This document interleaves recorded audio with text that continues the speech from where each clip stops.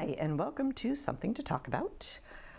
Thank you for joining. As you saw from our introduction, we are going to talk about the upcoming Buddy Walk with one of Annie's Angels. That's why the title only said Annie's Angel, because there are more, but we only have one tonight. But before you meet that wonderful person, I would like to thank you for tuning in, welcome you to email me anytime with a suggestion for a future topic, or if you have questions or follow-up, you can always email me at talk@bcattv.org. I would like to thank the crew for this evening, Chris Flaherty, who is one of the staff members. Make sure all of us volunteers kind of know what we're doing and make sure we stay out of trouble, which is, for some of us, a very difficult task for poor Chris. But we also have a couple of volunteers. Zach Titus and Aaron Trickett have given up their Wednesday evening to come help me out at BCAT because my normal crew has decided to ghost me. So anyway, but I do still love them dearly because they are my children. And as always, I would like to thank my husband, Paul, for staying home for daddy date night, even though the kids are gone and he's hanging out with the cats. So, okay, housekeeping aside, I would like to welcome Kathleen Christiensen. Yay, Kathleen! My angel, or Annie's angel, who is this year's Buddy Walk chair for the MDS, Massachusetts Down Syndrome Congress. Okay. Yes. I always forget what the C stands for. Not alone. So thank you. Thank you for having me. So I'm really excited that you were able to join me at such short notice, and that you are able to talk about the Buddy Walk and how you got involved and all that kind of fun stuff, and how we can get involved. Yes. But before we get into the Buddy Walk and the NDSC, can you tell us a little bit about yourself, where you grew up, how you came to the Burlington area, and then we will get into how you became familiar with Buddy Walk. Yes, absolutely. So I grew up in Malden.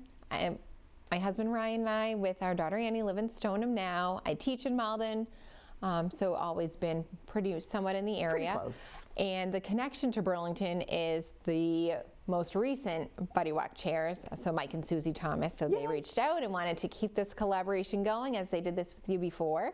So excited to be part of this. So the MDSC's office is in Burlington also. Oh, I don't So think it's I on knew Mall that. Road. Yeah, it's on the corner there.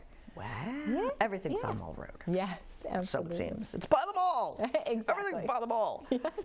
So, so even like through school, did you still stay in this area, or did you? So I lived at home. I went to Salem State. So I really, truly stayed in the area. Yeah. Well, it's a great area to be in. It is. It is. So, how did you first learn about MDSC? So Ryan and I were briefly given information when we found out prenatally that Annie had Down syndrome. Okay. Our care changed from one hospital to Tufts when we realized that. Okay. We changed our doctor to Tufts and to Dr. Craigo, who's at Tufts, and she's wonderful, and she was the chief. And we, through meeting with a genetic counselor there, they gave us information, but lightly presented it without forcing anything on us for us to kind of feel comfortable. And well, it's also a life-changing thing, and not only having a kid, but having a child that will need some special attention. So it takes a while to... Yeah, it's different. Well, and you expect from everything, I feel like, especially that we learned about when we were younger, you expect your life to be drastically changed, and it can, but I've learned, and Ryan and I have learned a lot the last few years, that our life is very much aligned with really how we thought it would be as parents. That we're doing all the things we always thought we would with our daughter, traveling and going to activities and whatnot. Soccer. Yeah, that's right. Dance on Saturday mornings, gymnastics and swim during the week. Wow. And we have all those things that, but when you first find that information out, you don't realize that. Right. Because I think especially if it's your first child, because just, you know, having this new life that you have to take care of. Yeah, It seems like a curveball at the time, Okay. but it turns out to be exactly how life is meant to work out. So, not to pry too much, but you said that you had prenatal testing done. Was that by choice or was that medical advice? So we don't have to go into the details. No, we absolutely can, because you never know who's watching this and who might have a thought or a question or. So our 20-week ultrasound. So I opted out of the typical prenatal testing. Okay. I was excited to be a mom. So however things were going to go, that was that was our path. It's like, yeah. But at our 20-week ultrasound, we found out that there were soft markers for Down syndrome. So there was a shine on her heart that is common in babies with Down syndrome, but also many babies have that and ends up not being connected to a diagnosis of sorts. Okay. And our initial doctor recommended having the NIPT test, and it's a blood test. Okay. And the blood test checks to see if there are traces of trisomy 21 in the body. Oh. But it's in the body, so it means either in my body or the baby's body. Okay. That came back at 87%. And I knew I didn't have Down syndrome. And at the time, Tom Brady was still playing for the Patriots. And I said, okay, if someone says Tom Brady has an 87% chance of XYZ, we know that it's pretty accurate and spot on, and that's going to happen. So 87% was enough. Some people go ahead and get an amniocentesis. Okay. It's a little bit more invasive, but some people need that. Scary. And some people need that for their mental kind of to wrap things around and to have things confirmed. I didn't really need that. 87% was pretty high, and however things were going to go, things were going to go. Is it, I know it is a genetic switch, but is it also hereditary? Like, is there anyone in either of your families? No, no one in our families has it. No, no cousins, no. So it truly is something that happens within days of. Wow. And there's no way starting. And that third copy latched on genetically that we learned about in like freshman year of high school biology of how that happens, and here we are. Yeah. Wow. I know. Okay. So when you first learned of MDSC, did you also decide to go on a mission and learn everything that there was to know about genetics, and or are you just like, hey, this is our life now? A little combination. So there was a lot of Googling, and maybe more Googling than was good for me, because I think that's one of the really big parts of the MDSC, and a lot of parents of children with Down syndrome is trying to get out there now, and one of the perks of social media is showing people all the good that our kids bring to the world. Just because it's on the internet doesn't mean it's true. Exactly. Well, unfortunately, when I was sitting there Googling with my belly, the pictures that are coming up and the things that they're saying that your baby won't be able to do, and it's really negative. And I think we're all working really hard, and you having me on here and having the Thomases on here before is a way to support that. Life is really great. So the MDSC sponsors the Body Walk. Yes. So let's talk more about that. Absolutely. How are the two related? Is it a fundraiser? Is it outreach? Is it recruitment? It's an event that checks all the boxes. It's the biggest fundraising event for the MDSC each year. Okay. And those funds go toward, which I could maybe talk about in a little while too, but why not? It talks about all different aspects of what the MDSC does for different families. But it has a fundraising piece. It has community outreach, as we get a lot of volunteers from different organizations and different schools and businesses come together.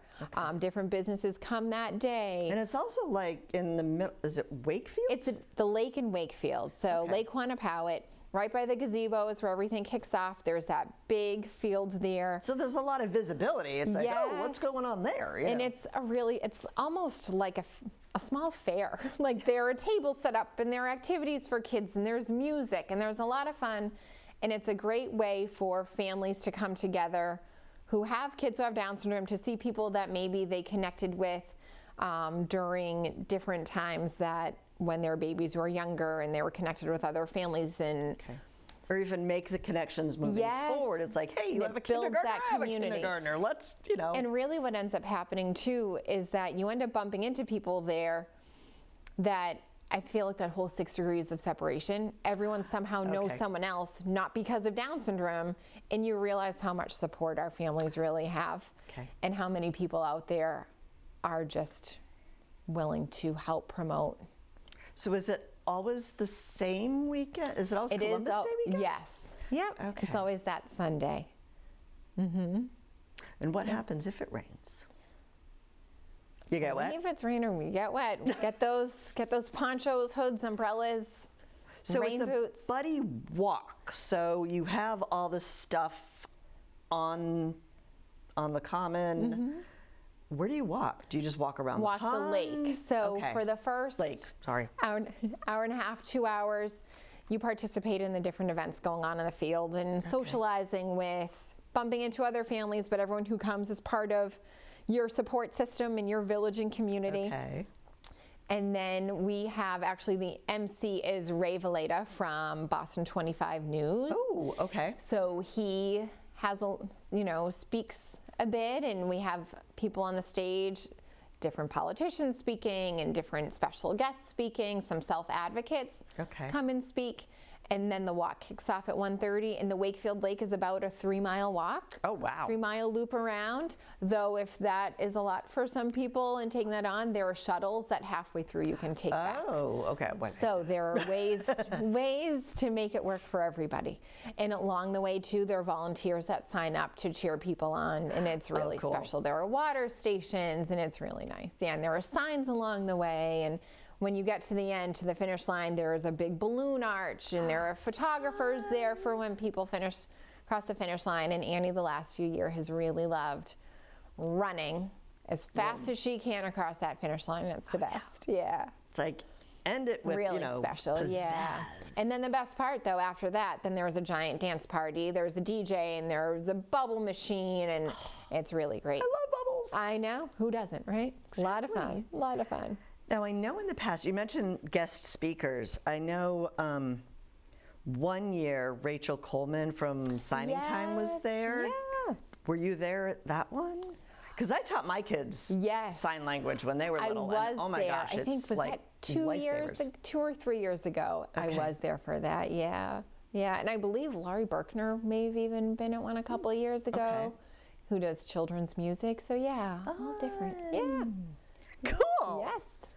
So what is new this year? Is there anything different this year at the Buddy Walk? I don't believe the day of events have anything different to it, but I feel like the outreach, I feel like more teams and more team captains are feeling comfortable reaching out to more people and kind of spreading the word and trying to get more people to join and be part of it, and part of that, I feel like that's growing. How do you form a team? So on the website, you can go ahead and make your own team, and then you can do your reach out that way, whether it's emailing family and friends. Social media has been really helpful. Like sharing on Instagram is huge.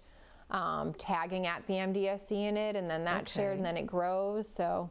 Now, are there like parameters where you have to have at least 4 people on your team? No, you can have a certain amount of money that you need to raise? No, you don't have. So it's not like running for like a marathon or something that you have a fundraising limit or a minimum. However, if you raise a certain amount, you receive certain prizes. So the MDSC, the MDSC has these really nice sweatshirts every year they give out, and special blankets, and a couple of different prizes for teams or captains who raise a certain amount of money, which is extremely exciting and enticing. Yeah, this year we even did monthly challenges for fundraising. Oh, okay. Because we also know that for some people it can be hard to ask people for money, and it's awkward, and everyone has different financial situations.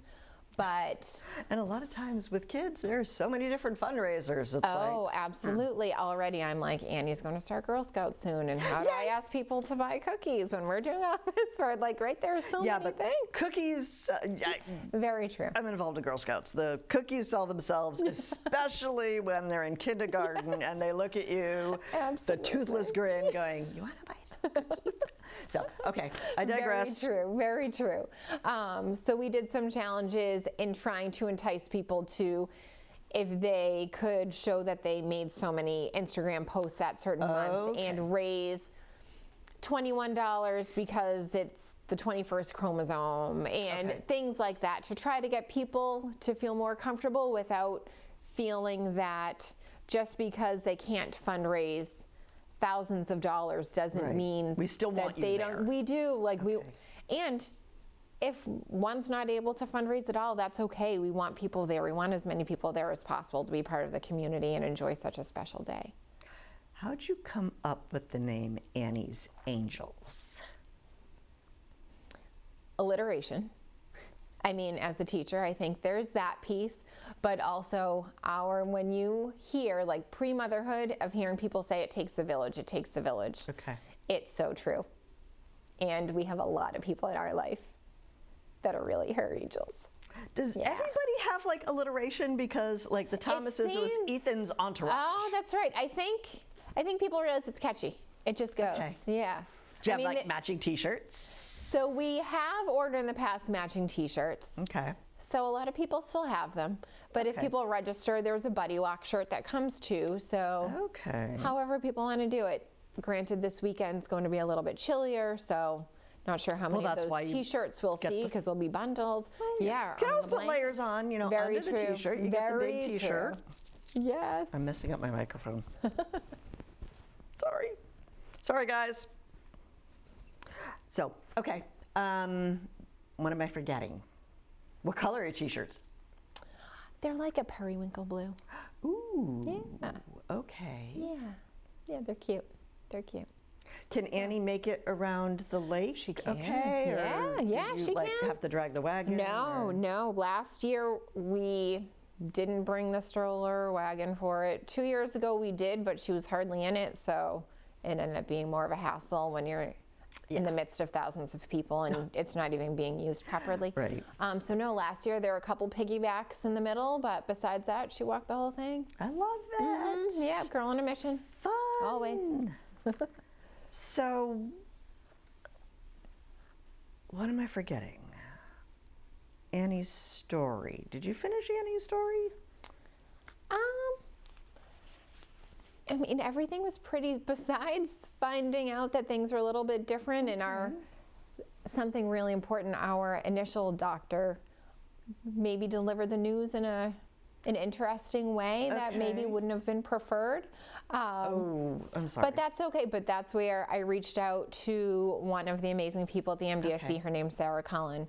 And she sent me a lot of brochures to share with them and how to share information and how to inform parents on this changed path and how life can be okay and we can become more educated. And so in addition to the Buddy Walk, which sounds like it's a great community building resource. I don't know if resource is the right word, but what are some of the other outreach initiatives that MDSC does? Do they have support groups? Is it just like pamphlets and videos, or is there like... So all of the above. I think something that I have found the most value in, the MDSC has support groups that start for families prenatally. And although we didn't join them prenatally, we joined when Annie was 6 months, that I joined a mom's group for babies of a certain age range, and they have them so for moms who are expecting, parents of babies. I think I don't remember the exact, maybe 0 to 18 months or something like that. And then you have toddler mom group. You have that like preschool age, and now there's one for 4 to 8. I was on a call recently with other moms who were saying that they're in one for tweens. Oh, wow. So Okay. there's a genetic counselor that works with the MDSC, and she sets up a schedule to reach out to families to sign up for these, and they'll maybe Okay. meet for 3 or 4 months in a row. Okay. And the same parents will be part of it, and it's capped off, I think, maybe 7 or 8 parents. Okay. That way, 'Cause it's too on a much Zoom. Oh, okay. 'Cause I'm like, also, too Pre-COVID, much it was in kids, person, it's yeah. like sensory overload. Yes, it's on a Zoom, and they get to talk about things that are going well, things that, you know, could be causing some extra challenge or some Okay. need for a little help from other people in walking through things, and it's been Okay. really beneficial. So that's a really great aspect that the MDSC has going on. Again, Did you find out about that like through the website? Yes. Or, okay. Pamphlets for doctors' offices is another really great thing that I benefited from that. There are also these new family socials that they put together for parents of kids birth to 4 years old. Okay. That it seems almost every month that they have families wow. come together on a Saturday morning for a few hours. Okay. They get to play. There are books. It's a chance for babies to get together, parents to get together with other parents. It's really nice. They then have events for teenagers, Okay. for social events for them, and activities. They also have like a career readiness program for, okay. I believe it's 18 to 22-year-olds maybe. Okay. And they have a learning program for parents that you can meet. I believe it's like one Saturday a month for the school year, in meeting with people to talk about different ways that can help our kids with learning in school. Oh, okay. And the academic piece of it. I mean, there are a lot of aspects. Okay. Because the schools of right layers. now, it's so hard to navigate, and you know the teachers. I know you're a teacher too, but Yes. Teachers are being asked to do so Absolutely. much that trying to find the right fit and the right balance for each child, especially a child that has some learning challenges. I mean, how do you navigate?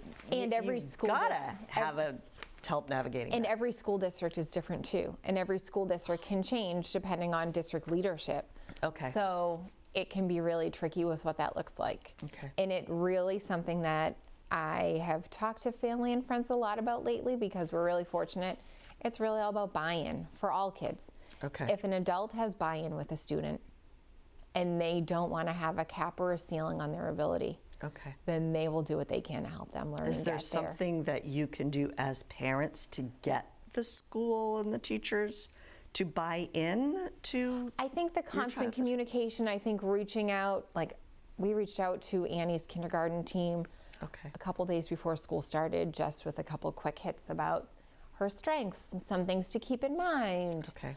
I feel like that opened up some communication, and they've been wonderful. It's been a great transition, so it shows that things good. can go Okay. really well that way. We also have a communication log, so that way, Okay. as a teacher, I know, and a parent, it's hard. You don't want to ask out too much or reach out too much to a teacher, because you know how much they have on their plate. But Right. also, as a parent, you want to know what's You don't want going to be on. that parent. And you want to make sure you're aware of things going on, so you can help at home Okay. and help support what's going on. So we do. We have a communication log every 2 weeks that her educators fill out, so that way it doesn't require emails back and forth or Okay. reaching out and inconveniencing anyone, but we're still getting information about Like her a progress. private bulletin board type Yeah, it's thing. a Google Doc that has a chart, and it's worked really well. I think that's one way that I think does work really well, because it keeps an open line of communication without constant dialogue. Oh, So cool. I know. So there's Modern that. technology. There's that. Okay, backing up a little bit, when you were talking about like the play groups and the different age brackets, hear me out. Something like autism is a spectrum where children that are impacted or affected by autism have a wide range of abilities.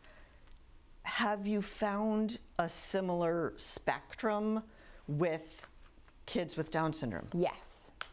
And I don't really know the rhyme or reason to that, but I think it's just like all kids, that abilities Okay. can range Okay. drastically. I'm just wondering how that, Yes. does that impact those play groups and the friendships and, It would, yeah, it does.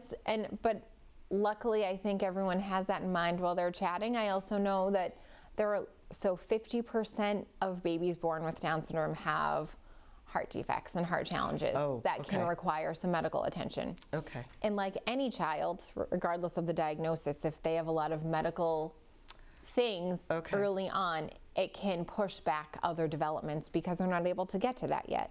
And I think that might be like with heart and, yes. other, So I think that could be one area where we Okay. see how that range can already kick off buried. Okay. Because they're not able to get to those developmental milestones yet because their bodies are working so hard to Okay. find its way with healing from whatever surgery they may have had. Or okay.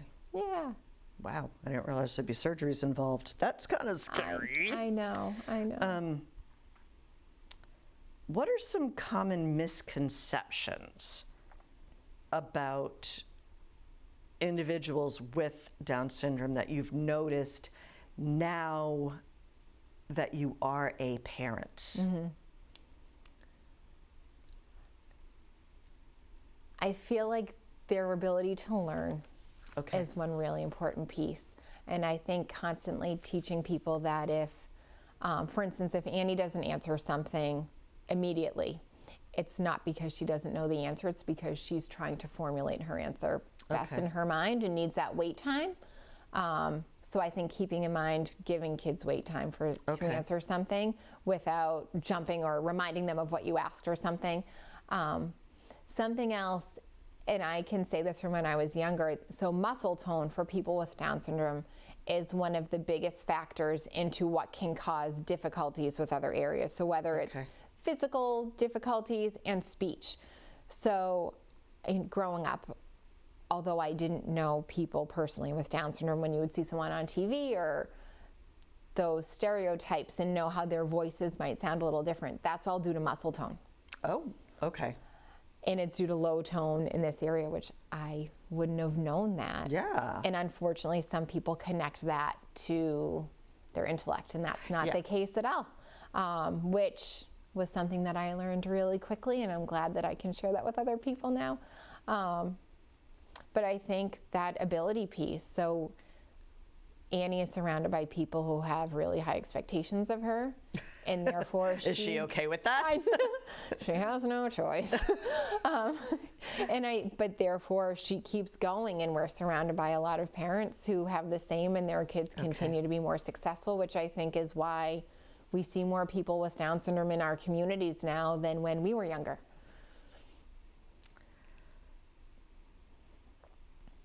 What kind of advice would you give to new parents now that you've been a parent of a child for 6 years? Yeah. Okay, so she just turned six Just a couple turned months 6. ago. Okay. Yes. Just wanted to make sure that, okay. Yes. I think the most important thing, besides be careful Googling, Googling does not... Do not trust WebMD. They never went to medical school. No, and I'm not proud of saying this, but you're better off looking on Instagram than Google when it comes to something like this for new parents. Really? Because Okay. you see videos of families, and you see Okay. pictures of families living their lives, going on vacations, participating in activities, and that's real life, instead of a cartoon picture from 1978 that What could doesn't- possibly go wrong? exactly. So I guess that would be one point of advice, but also that to keep in mind life can be really normal. And that also, if things can be scary or feel different, that's okay, but also children are born with all different things that we are not able to necessarily prepare for, whether it's at birth, whether something comes out later on in life, or different hardships or hiccups or Right, okay. speed bumps come along the way, right? Plot twist. Right, exactly. I think every family at some point has that. Okay. It just looks different. Right. Oh, okay. In our case, it's Down syndrome. In another family, it can look a lot of different ways, and knowing that like things happen in life for a reason and can make life better. Now, on the website, I think it was on the website, something about people first language. Can you tell me a little bit more about that? Absolutely. So acknowledging someone who has Down syndrome as a person who has Down syndrome. Instead of, and I feel like, again, this might be something we heard more when we were younger, like a Downs person. Okay. A Down, that they're Downs. And it's like, no, they're not. No, she's Annie. And she has Down syndrome, and she also has blonde hair and blue eyes. So that's really using that person first. Okay. Okay, I think we touched upon this earlier in a conversation, and I know we talked about it before we started to record, but how did you first become involved in the Buddy Walk? So the first Buddy Walk, it was October of 2019. Annie was born that August, so she was 2 months old. And my sister and I went kind of incognito to it. Ryan stayed home with Annie. It was a beautiful, sunny Sunday in October. And we just wanted to scope it out.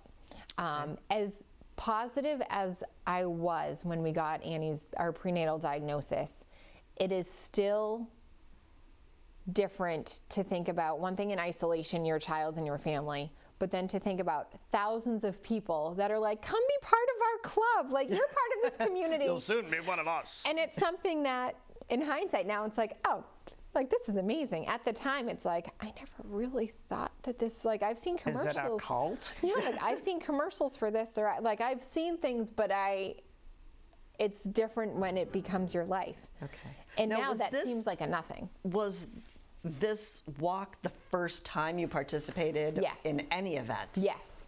So it was Okay. the first event at all, MDSC-wise for us. So my sister and I went, and we just kind of walked around, but actually we bumped into my 8th grade teacher who has a family member who has Down syndrome. And That so you it haven't was seen since 8th grade. Right. Well, she grew up with my parents, so it's kind of funny, like it's just how all roads connect in somehow.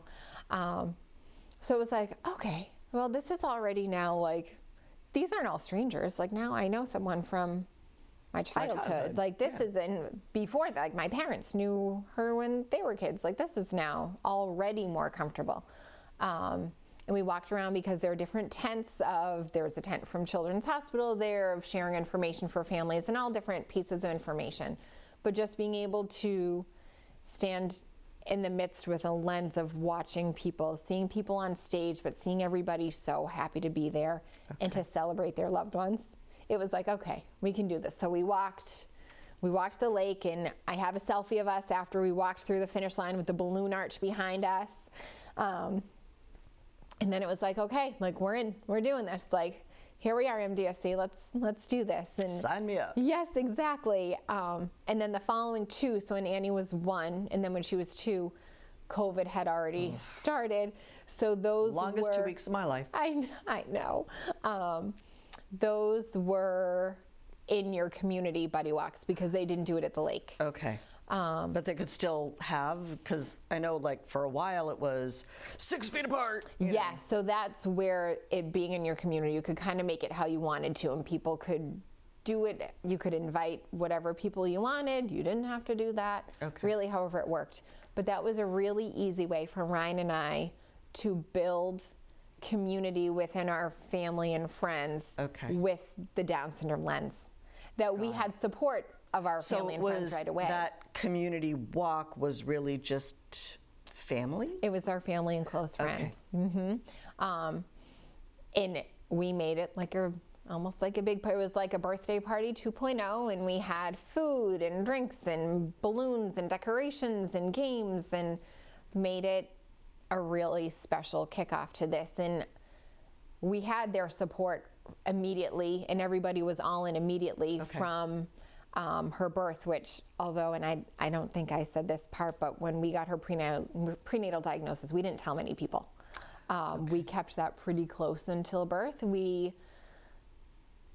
about 10 people, I think, knew up until after she was born, because I wanted to make sure that we were treated normal throughout pregnancy. I wanted everyone to be genuinely happy, and although we still were genuinely happy, we know people can be kind of funny. Like, and naturally, it's okay, not for any bad reason. Yes, and you just don't know. And I never wanted anyone to look at us and be like, "Are you okay?" I wanted everyone to be happy for us having a baby, because we were, and that's all that mattered. So, knowing though that once she was born and everyone was all in, but having this extra lens and extra step of the buddy walk and this piece connected to the MDSC of starting that in our community when she was 1 and when she was 2, that really took off and grew, and it also helped us become more confident in becoming advocates for her and for everybody like her and for families like ours. And then what happened? And then after COVID, when life got back to COVID, normal. Yes, so then we had our first in-person one, I believe it was 3 years ago. And then 2 years ago, or was it last year, I joined the Buddy Walk Committee, which is really exciting to help. I think it was 2 years ago. Did you volunteer or were you voluntold? I volunteered. Yeah, I reached out to ask. I know, it's exciting. It was fun to, learn the ins and outs and to be part of more and to see, also to learn from all the families that have been through things and to make connections with families that have been around longer than ours have. And it's been really special. It's nice to have like a role model or mentor. It is. How big's the committee? There are, I want to say maybe about 10 to 15 of us. Okay, that's okay. No, it's quaint. As chair, how much impact or influence do you have in the event itself, or are you more like the poster child? I mean, Annie might be somewhat of one of the poster children. Nothing real. It's such a well-oiled machine by now that they don't really need input from someone like me on those things. But in family outreach and like talking to other families and to new families that we've had a chance to connect with and catch up with, I think that really helps. Annie, and I think another misconception that a lot of families say about kids with Down syndrome is that they're always happy because they experience feelings like everybody else. Although yes, Annie does experience feelings like everyone else, she is loaded with joy. And that's not because she has Down syndrome though, that's just in who she is and how she is. Because she's surrounded by all this positivity. So I think that to share her joy and who she is and how she does in life, I think is really impactful. And so we've been really lucky to share that and to get that out there. Yeah. I think you had mentioned, if I remember correctly, that the Buddy Walk is like the biggest fundraising, not recruitment, but like outreach event. Yeah. What are some of the others? So they have a marathon team every year. Oh, really? Yes, I know. Kudos to everybody who does that. There's the Falmouth Road Race team every summer. And that keeps growing. So this year, I think there were 39. I was lucky enough to do that this summer, which was really great. I think there were 39 5K? Runners. It's 7 miles. 7 miles. Oh, yeah. Okay. It's beautiful. So that's more like a 10K? I don't know. I think so. So they tried teaching me in 3rd grade the metric thing, and they're like, oh yeah, in 5 years, the entire United States is going to go metric. It's been longer than 5 years. Still waiting. We're still waiting. So those are 2 of the big ones. There's also a Bruins alumni hockey game that happens every November, which is really fun. We're spectators for that. Yeah, I don't think you'd want to play hockey. No, but so there is a team that comes together. They each fundraise like we do for our Buddy Walk teams or the marathon runners do or Falmouth runners do. Okay. So those who want to play in the hockey game will fundraise. And they play at the Warrior Ice Arena, so the Bruins practice facility. And it's beautiful. And on that day, there are raffles, and it is amazing. Families, before the game starts, they can go on the ice and skate. And the Bruins alumni players are on there too with them. After the game, they're signing autographs. It's a really cool thing. Yeah, it's a lot of fun. Is the bear mascot there too? I'm trying to, Blades, he may have been there last year. Something really cool that happened last year is that we saw some of the Bruins go into practice while we were leaving. Ooh, I know. Cool. It was really neat. Yeah, so it makes for a really fun day. It's cool if you're a hockey fan. I'm sorry. It I'm is. not a big hockey It fan, so I can't even remember I Blake's mean, names. they're for the raffles. Always love a good raffle. Now, are you, to get the raffles, are you required or encouraged to donate a raffle item? They accept. I'm not exactly sure how for the hockey tournament where we Okay. truly go as spectators, and that is a great question. I know that though, so we've reached out in the past to make raffles to bring. Okay. I think if anyone's watching this and they have a restaurant or they have something special they'd like to put together, because that will be, there's a nice little sign there of who donated it, what it is, and it goes a long way. So I think they accept from anyone, anyhow, anything. A lot of publicity. A lot of publicity. I mean, it is at the Bruins Arena, and a lot of people go, and yeah. Fun. I know, I'm all over the place. Any other events that we're missing? Fundraising wise, I think those are the biggies, and I'm going to be so embarrassed if I'm missing something. It's okay. But I Go think, on the website, you'll find but it. I think when I think through the calendar year, I think you have the marathon in April, you have Falmouth in August, the Buddy Walk in October, and the Bruins game in November. That's a busy year. It is a busy year. And that's all run by the local Yes. MDS? Now, And- it's MDSC, so is it, you Just mentioned that they're in Massachusetts. Burlington. So that's where the main office is, but it's for the state of Massachusetts. Are there like satellite branches? Do you know of? I don't believe Okay, so, but I think that they do have meetups. So they have family meetups, just like the new family social that they have for the babies. I believe they have one maybe in Western Mass and maybe in the Cape or the South, Okay. like Southern Mass at some point. I should also say there's always an educator forum in November too for teachers. It's Oh, at Holy okay. Cross in Worcester. Okay. Like public school teacher type? Yes. Thing? Oh, okay. And I mean, it's a fee. Teachers get PDPs for it. Okay. For licensure. Like that's not a typical fundraiser, but it's an event connected to the MDSC. Okay. They have various people coming with different Now, backgrounds that's that more lead. like educational component as opposed to Yes. money earning Absolutely. component. Cool. All right.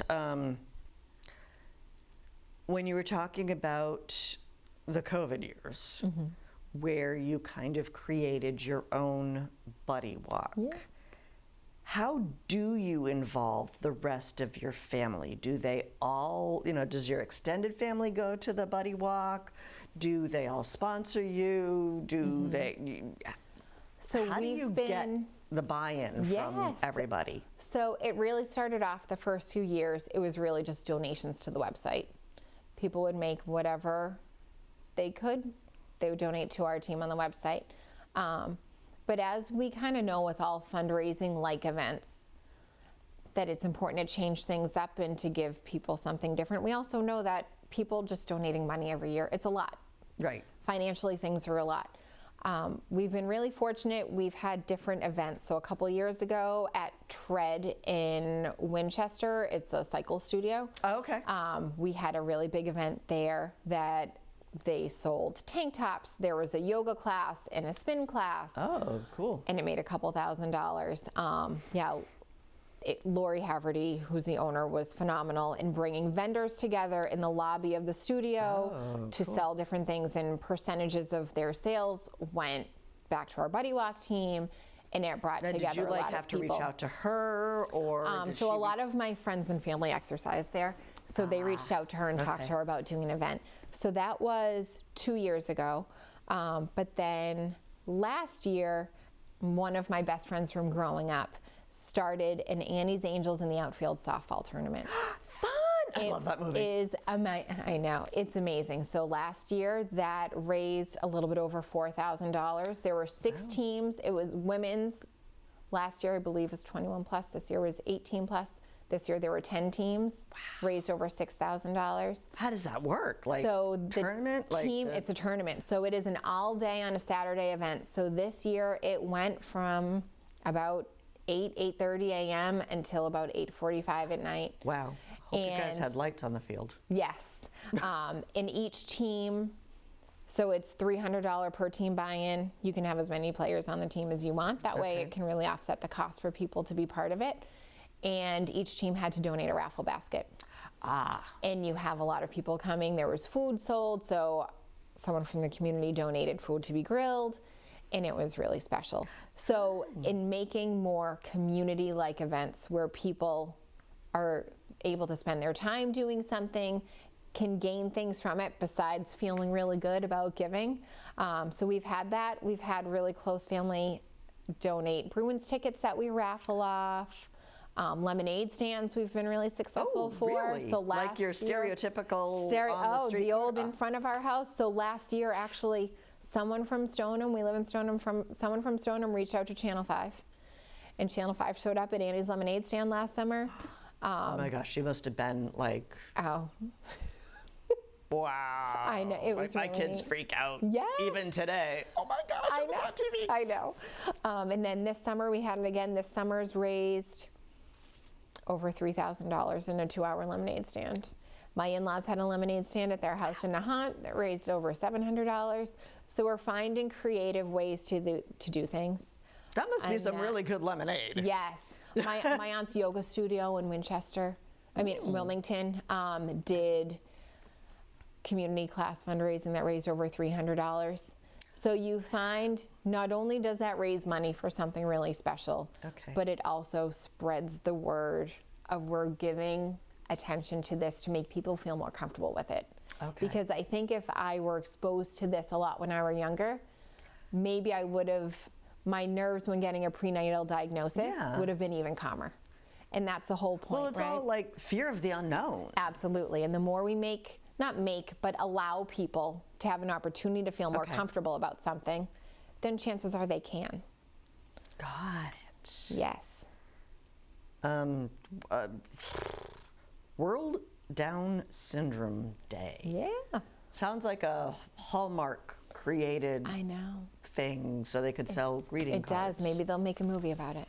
They might. They should. So when is World Down Syndrome Day? So and what does it mean? World Down Syndrome Day is a day, it's on March 21st, so 321, because 3 copies of the 21st chromosome. Got it. Okay. And it's a day to celebrate and honor our loves with Down syndrome. The really big thing that happens on that day, if people may have heard, that you rock your socks. I was So about to you say there's like wear- a sock thing There involved. is. Okay. You wear mismatched socks because socks look like chromosomes. Oh my gosh, you're right. I never really Yes. thought about that. So people wear mismatched socks Okay. as a way to celebrate, and a special nod or tip of the hat to the Down syndrome community, which is really nice. And actually, October is Down syndrome Awareness Month.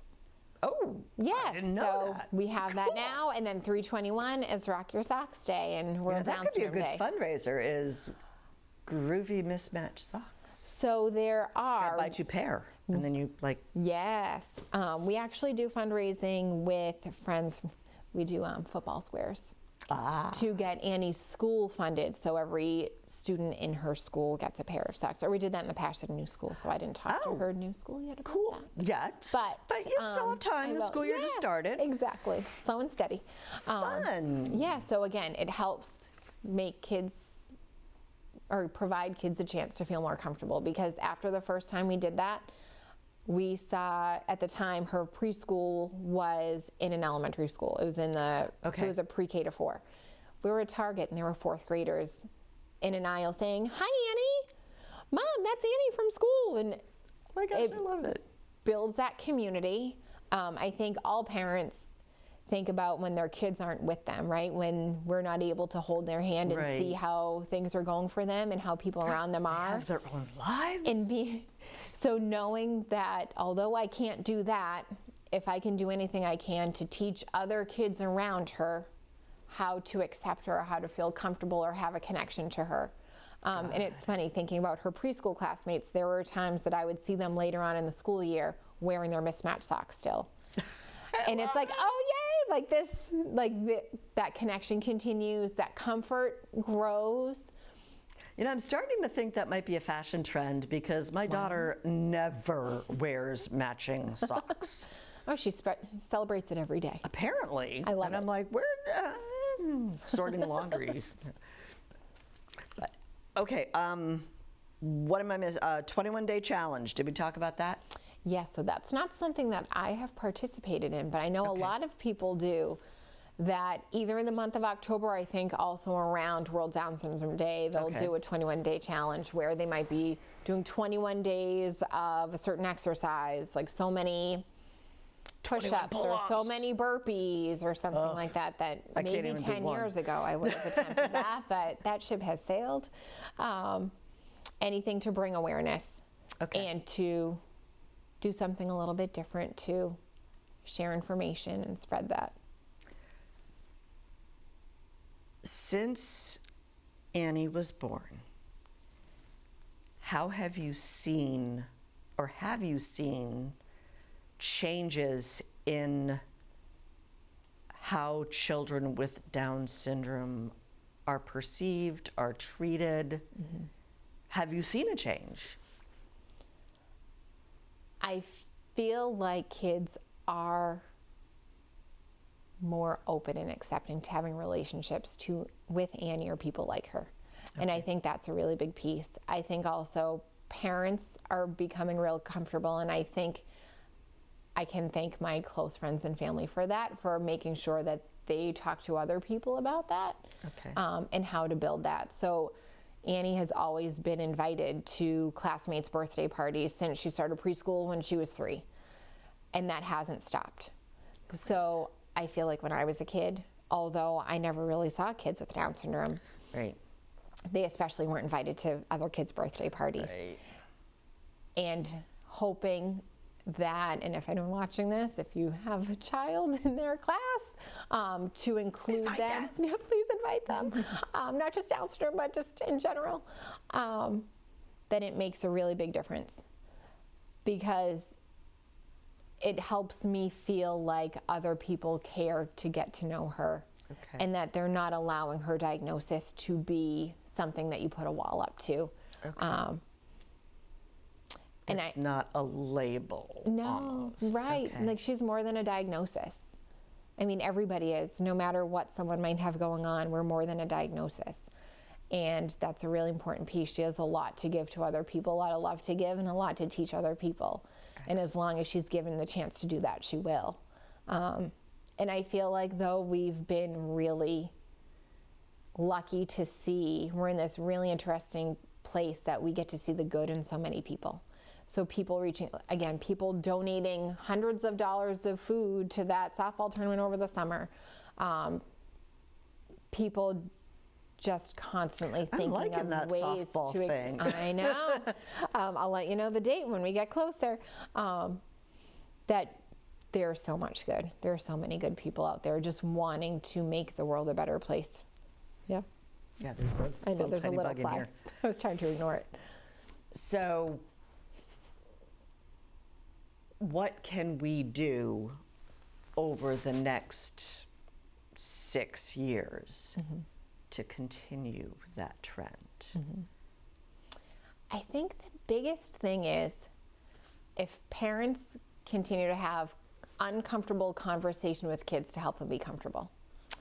So I think a great thing, like, people would maybe, if their child were staring at someone in the store that looked different, they would say, don't stare. No, tell them to say hi. Tell them to say hi, not don't stare and look away.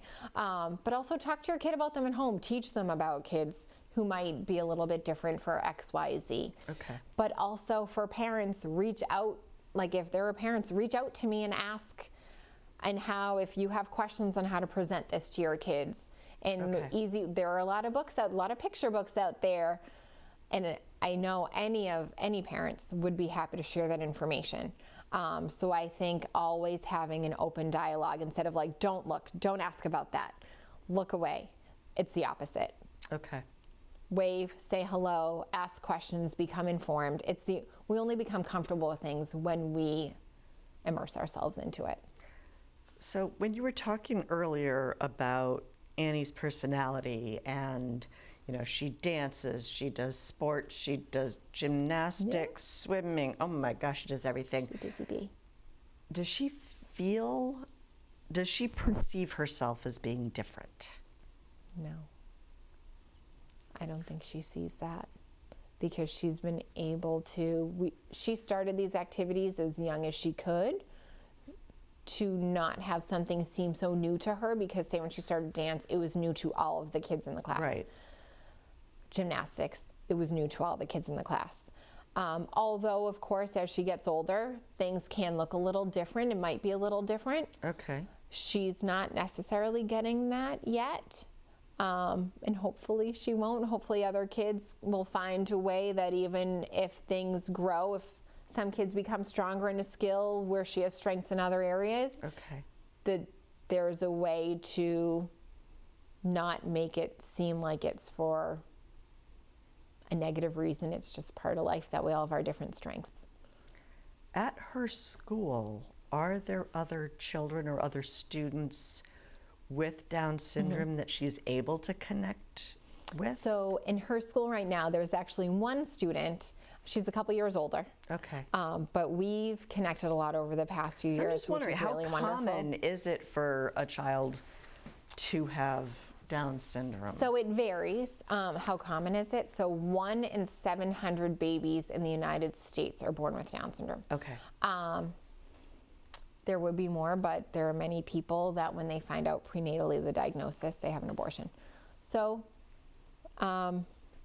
it could be different, but Okay. yeah. But Stoneham, we actually, so there's the student who's a couple years older. I believe there might be someone in middle school, someone in high school, but I do know of a handful of kids who are coming along the pipeline, Ooh, okay. which is exciting. Like from other preschool classes? Yes, That might be a- preschool. okay. There was someone in Annie's gymnastics class last year who has a little brother Oh, okay. who is a toddler.